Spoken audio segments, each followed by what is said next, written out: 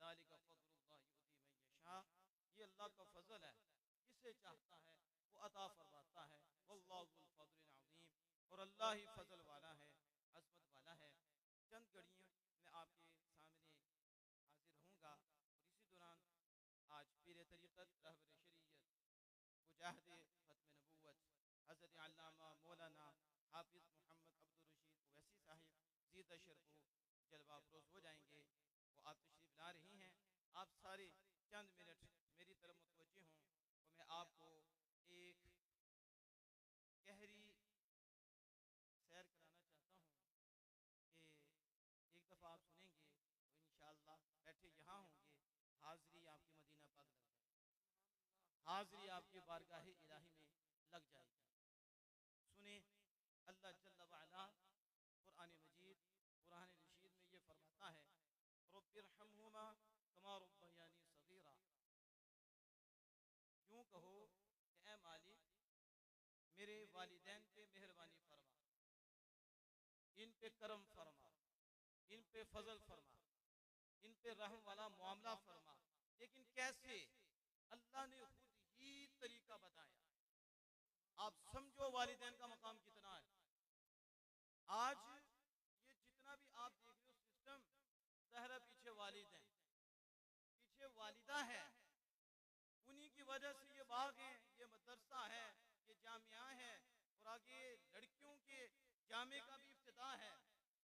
ये किसकी बदौलत है? ये पीछे वालिदैन की बदौलत है। अगर वालिदैन ना होते तो ये कहाँ होते? तो जब ये ना होते, ये सिस्टम कहाँ होते?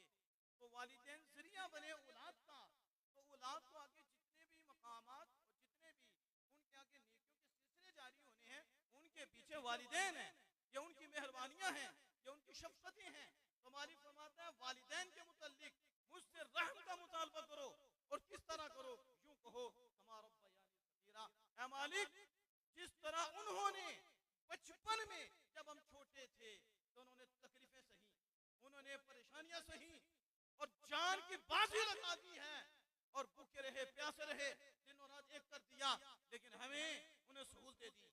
हमारी जिस्मानी एतबार से भी उन्होंने खिदमत की, हमारी हिफाजत की, हमारी रूह के एतबार से भी उन्होंने मेहनतें की, खुद भूखे रहे, उन तकलीफें बर्दाश्त की, परेशानियां बर्दाश्त की, लेकिन हमारी हिफाजत करते रहे। इतने मेहरबान है कि रब फरमाता है, और जैसे उन्होंने बचपन में तुम पे मेहरबानी फरमाई है, मुझसे भी उनके बारे में ऐसी मेहरबानी मांगो। अब जरा तवज्जो मैं आपकी चाहता हूँ। दो चीजें हैं, खिदमत खल्क। खिदमत खल्क में दो चीजें हैं, एक है जिस्म की खिदमत करना, एक है रूह की खिदमत करना। दोनों ही बंदे अच्छे हैं। जिस्म की परवरिश करने वाला, जिस्मानी एतबार से खादिम बनने वाला अच्छा बंदा है, अल्लाह को पसंद है। और दूसरा वो है जो रूह की तरबियत कर रहा है, रूह की परवरिश कर रहा है, ये भी अच्छा है, लेकिन ये पहले से ज्यादा अच्छा है, ये आना है। तीसरा वो शख्स है जो खुद तो जिस्म की परवरिश नहीं कर रहा, खुद तो रूह की परवरिश नहीं कर रहा, लेकिन मुआविन बना हुआ, बीच में जरिया बना हुआ है। उसका माल लग रहा है, उसकी जुबान खर्च हो रही है, उसका बदन खर्च हो रहा है, वो बॉडी को सपोर्ट कर रहा है, वो उनका मुआविन बना हुआ है। ये तीसरा शख्स भी अल्लाह को पसंद है। अब जरा तो जो फरमाए, जिस्म की खिदमत, दूसरी रूह की खिदमत, तीसरी खादिमीन है कि जो इन दोनों के मुआविन बने हुए हैं। वो माली एतबार से भी, वो जिस्मानी एतबार से भी कोशिशें कर रहे हैं। मैं आपकी तवज्जो इधर चलाना चाहता हूँ, बिला मुबालगा, किसी के ज़हन में ये ना आए अल्लाह का फजल हम वैसी हैं, हमारे शेख साहब अल्लाह की मेहरबानी है, हमारी तरबियत हुई है, हम जो सच होता है उसे बयान करते हैं, जो हक होता है उसे वादे करते हैं। मुझे ये बड़ी खुशी होती है जब मैं हाफिज तारिक साहब के पास आता हूँ। पहले हमारे जामियात में पढ़े हैं, अल्लामा दरान साहिब भी वहाँ पढ़े हैं, और मुझे खुशी होती है इतना बड़ा बाग है, और ये फला हुआ है और फूला हुआ है, और कितने कमरे बने, और कितनी बड़ी मस्जिद, कितना खुला सिस्टम। और फिर जब ये इन्होंने ये बताते हैं कि पीछे चौधरी साहब हैं, ये सारा सिस्टम चला रही हैं, मुझे बताओ यहाँ खिदमत खल्क कौन कौन सी है? क्या सिर्फ जिस्म की खिदमत हो रही है? नहीं, जिस्म की भी हो रही है, रूह के हवाले से भी खिदमत हो रही है, यहाँ हुफ्फाज पैदा हो रहे हैं, और हुफ्फाज के साथ साथ अब जो दूसरा प्रोग्राम है कि यहाँ बहनें भी इल्म के जेवर से आरास्ता हों, बेटियां भी इल्म के जेवर से आरास्ता हों, और फिर वो भी आरास्ता होंगी, वो भी संवरेंगी, ये भी संवर रहे हैं।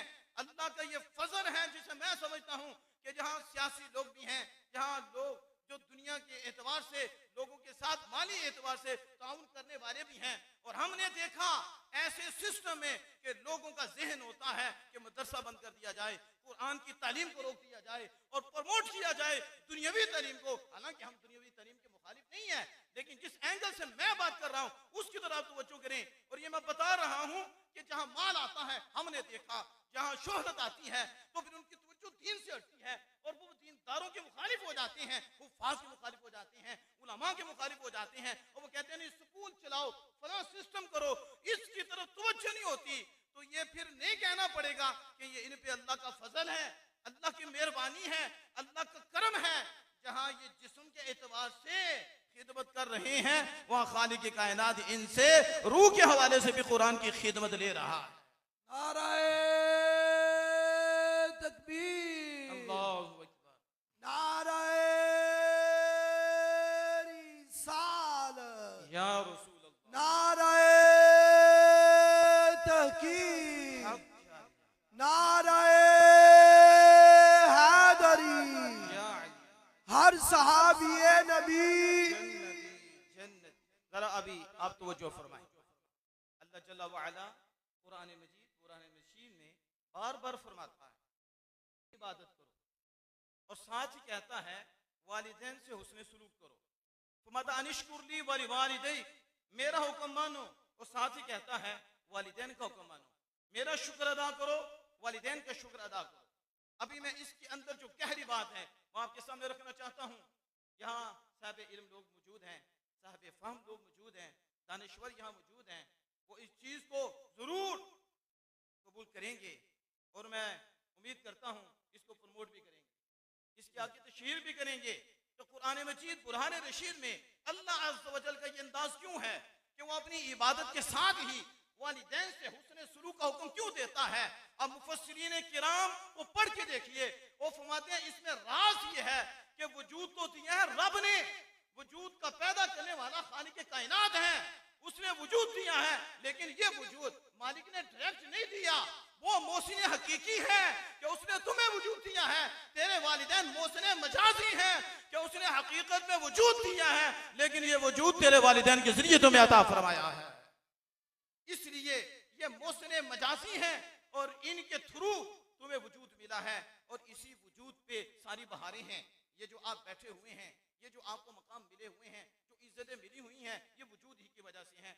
जिस मकाम पे भी आप पहुंच जाएं, दुनियावी एतबार से भी जितनी डिग्रियां आपको मिल जाएं, जितने मनासिब आपको मिल जाएं, और दीनी एतबार से भी जितने मनासिब आपको मिल जाए, जितनी शानें आपको मिल जाएं, आप वली बन जाएं, आप गौस बन जाएं, आप कुतुब बन जाएं, आप अब्दाल बन जाएं, आप शेखुल हदीस बन जाएं, आप मुफस्सिर बन जाएं, वो सारे का सारा इनाम और ये इकराम वजूद पर है, और ये वजूद मिला है वालिदैन के जरिए। इसलिए हर घड़ी हर लम्हा बेटे के ऊपर वालिदैन का एहसान रहता है। सारी जिंदगी इसी वजूद का जो एहसान वालिदैन के जरिए है वो औलाद चुका नहीं सकती। मैं इसी बात को जरा आगे करता हूँ, आप इसकी तरफ तवज्जो करें। अब मुझे बताएं कि वालिदैन के जरिए से एक वजूद मिला है, और वालिदैन के जरिए से एक दो वजूद मिले हैं। अब वो जो वजूद है वो आगे खिदमत खल्क भी करे, वो आगे कुरान की खिदमत भी करे, और वहाँ हुफ्फाज को पैदा करे, उलमा की मुआवनत करे, उलमा से ताउन करे, जिस्मानी एतबार से भी खिदमत करे और रूहानी एतबार से भी खिदमत करे। फिर एक हाफिज नहीं 17 हाफिज कुरान, और इसके अलावा भी जहाँ ये नूर फैल रहा है पीछे वो ताउन करने वाले हैं। मुझे बताओ, वजूद मिला है वालिदैन के जरिए, बच्चे की अपनी कोशिश नहीं है, पीछे वालिदैन की कोशिश है। इसलिए जितने भी इनाम, जितनी भी इज्जतें, जितना भी अजर, जितना भी सवाब औलाद को मिलेगा, जितना भी मिलेगा इस सिस्टम पे मिलेगा, मदारिस के सिस्टम पे मिलेगा, बच्चों के सिस्टम पे मिलेगा, उनके हवाले से जितनी भी हमदर्दियां करेंगे और रब जितने भी इनाम देगा जो इनको मिलेगा, इनके जरिए पीछे वालिदैन को भी मिल जाएगा। यानी ये इसाले सवाब का अगर सिलसिला ना भी किया जाए तो ये तो हर वक्त सदका जारिया बन गया है कि उनके जो बेटे हैं, उनकी जो औलाद है, उन्होंने कुरान के हवाले से ये मदरसा भी कायम कर दिया है और आगे बच्चियों का मदरसा भी, उसका भी क़याम, फिर उसका भी इब्तिदा, और ये जो सिलसिला चल रहा है ये एक दिया चला है, फिर दिए से दिया चलता है, फिर दिया चलता है, फिर दिया चलता है। ये नहीं है कि खा लिया तो खत्म हो गया, ये वो नूर है कि फिर नस्लों तक चलता है और जहां तक चलता रहेगा पीछे दिए चलाने वाले को और दिए में तेल डालने वाले को भी उसका अजर मिलता रहेगा, हाफिज को अजर मिलता रहेगा, आलिम का अजर मिलता रहेगा, शेखुल हदीस का मिलेगा। आगे आलिम हाफिज करोड़ हाफिज बनाए, आगे से हाफिज बने, आगे से बने, आगे से बने, वालिदैन को भी इसका अजर मिलता रहेगा और जो पीछे ताउन करने वाले हैं और जो उस दिए में तेल डालने वाले हैं और जो उसका इंतजाम करने वाले हैं, खालिक के कायनात, बंदा चाहे जमीन के ऊपर हो चाहे जमीन के अंदर हो, वो कुरान का सदका, वो खिदमत खल्क, वो मखलूक की खिदमत, उलमा की खिदमत, उसका नूर कब्र में देता रहेगा। इसलिए हज़रात मोहतरम इस तरफ हमारी ज्यादा तवज्जो होनी चाहिए कि मखलूक की खिदमत सिर्फ ये नहीं है। हमारे शाह साहब फरमाती हैं कि यहाँ यही सिलसिला है, वो समझते हैं कि माली एतबार से खिदमत कर दी जाए, जिस्मानी एतबार से खिदमत की जाए, यही खिदमत खल्क है। नहीं वल्लाह इससे बड़ी खिदमत खल्क ये है उनका टूटा हुआ रिश्ता जो रब से है, रब से जोड़ दिया जाए, उन्हें आखिरत की फिक्र दे दी जाए कि हमने यहाँ नहीं रहना। आज हम चौधरी साहब के खत्म पे आए हैं तो कल हमने भी जाना है, फिर हमारे आगे भी पूछगिछ होनी है, आगे भी सिलसिले हैं, तो जाने से पहले कुछ करना है। तो इस सोच को प्रमोट किया जाए, इसके हवाले से यानी मखलूक को ये रोशनास कराया जाए कि तुम आए क्यों हो, तुमने करना क्या है, तुमने रहना कैसे है, तुमने उठना कैसे है, तुमने बैठना कैसे है, तेरा बिछोना कैसा होना चाहिए, तेरा ओढ़ना कैसा होना चाहिए, तुमने मखलूक के साथ हमदर्दी करनी है, तुमने तकलीफ नहीं देनी। इसी के ऊपर मैं एक बात आपके सामने रखता हूँ, आप जरा इसकी तरफ तवज्जो फरमाएं कि मखलूक के साथ जो खिदमत करता है, इल्मी एतबार से भी करता है, उलमाए किराम जो करते हैं, इनको अल्लाह अज़्ज़ व जल के हाँ मकाम क्यों ज्यादा मिल रहा है और ये नबियों के वारिस क्यों है उलमा, और इनका मकाम ज्यादा क्यों है? इसकी एक वजह यह है कि उलमाए किराम वो नूर देते हैं जिसके जरिए बंदा जमीन पे बैठा होता है, उस नूर को कबूल करता है तो हाजिरी अर्श पे लग जाती है। बंदा यहाँ होता है लेकिन हाजिरी मदीना पाक में लग जाती है, उसे हदायत का नूर मिलता है। तो हदायत के नूर देने वाले और ईमान का नूर देने वाले और ईमान का सबब बनने वाले, हदायत का सबब बनने वाले वो कौन है? वो उलमा है। तो हदायत सबसे ऊंची है, हदायत के बगैर कुछ नहीं, ईमान के बगैर कुछ नहीं। तो ईमान मिलता है उलमा के जरिए, हदायत मिलती है उलमा के जरिए। इसी वजह से उलमा का खिदमत खल्क में सबसे ऊंचा नाम है। सुभान अल्लाह। तो इसलिए हज़रात मोहतरम ये जो मैंने आपके सामने बात रखी है, एक हदीस वाक़ा मफ़हूम मैं आपके सामने रखता हूँ, आप जरा इसकी तरफ तवज्जो फरमाएं। मेरे आक़ा दो जहां सल्लल्लाहु तआला अलैहि वसल्लम फरमाते हैं, मन इस्तग़फ़र लिल मुमिनीन वल मुमिनात कतबल्लाहु लहू बिकुल्लि मुमिनिन व मुमिनतिन हसना। हुज़ूर सय्यद आलम सल्लल्लाहु अलैहि वसल्लम फरमाते हैं, जो किसी मोमिन मर्द और मोमिन औरत के लिए दुआए मग़फ़िरत करे तो अल्लाह पाक हर मोमिन मर्द और हर मोमिना औरत के बदले उसके नामे अमाल में एक नेकी लिख देगा।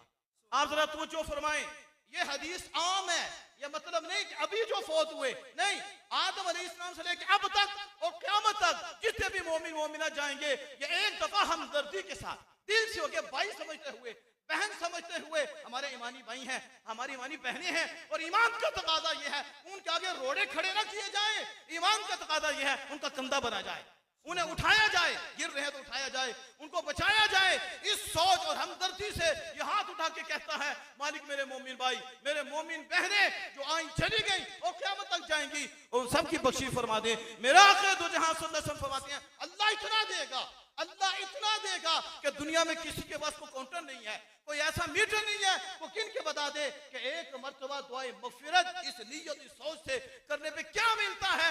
फरमाया हर मोमिन मर्द, हर मोमिना औरत जो क़यामत तक आने वाली है, वो गिन ही नहीं सकता।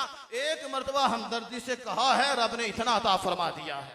नाराए तकबीर, नाराए रिसालत, या रसूल अल्लाह, नाराए तहकीक, अब नाराए हैदरी।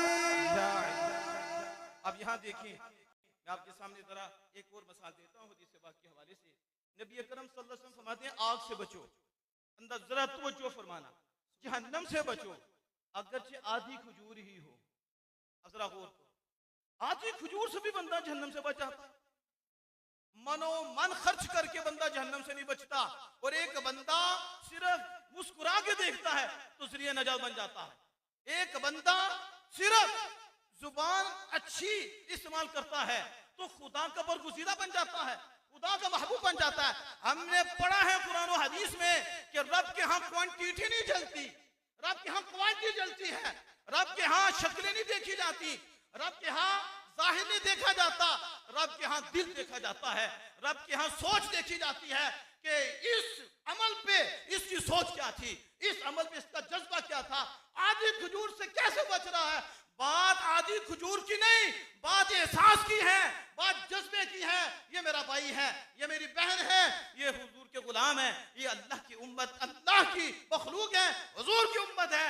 इस दर्द और मेहरबानी से जब ये एक थोड़ी सी खजूर भी सदका कर देता है तो बाद दफा वो खजूर भी उसकी बख्शिश का जरिया बन जाता है, उसके नजात का जरिया बन जाता है।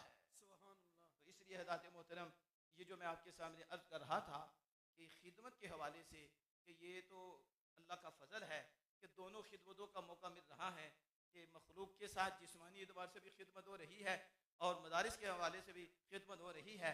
और यहाँ मैं एक बात और करूँ उलमा इकराम के बारे में और असातिज़ा की खिदमत के बारे में। जैसे अल्लामा ताहिर साहिब और हाफिज अल्लामा अदनान साहिब, ये बड़े मोहब्बत और शौक़ के साथ, दीगर असातिज़ा भी हैं, खुलूस के साथ बच्चों को पढ़ा रहे हैं।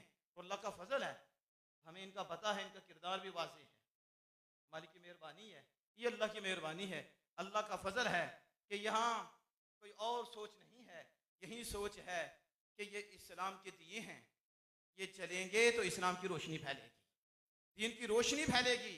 हदीस से बाद में आता है, हदीस से बाद में आता है, क़यामत का दिन होगा, क़यामत का दिन जहन्नमी की सफ लगी होगी और उसमें जहन्नमी है और एक आलिम दीन गुजरेगा, आलिम दीन गुजरेगा। तो वो जहन्नमी जो है वो कहेगा, मैंने तो आपको वुजू कराया था, आपको पानी पिलाया था। अल्लाह अज़्ज़ व जल की बारगाह में वो सिफारिश करेंगे, अल्लाह उसकी सिफारिश कबूल करते हुए उस जहन्नमी की वो जन्नत अता फरमा देगा। सिर्फ उलमाए किराम को वुजू कराने वाला, उलमाए किराम को पानी पिलाने वाला, उस पे इतना कर्म हो रहा है, तो जो उलमा बनाने वाले हैं, जो हुफ़ाज़ बनाने वाले हैं, उन पे कितना कर्म होगा। नारे तकबीर, नारे रिसालत,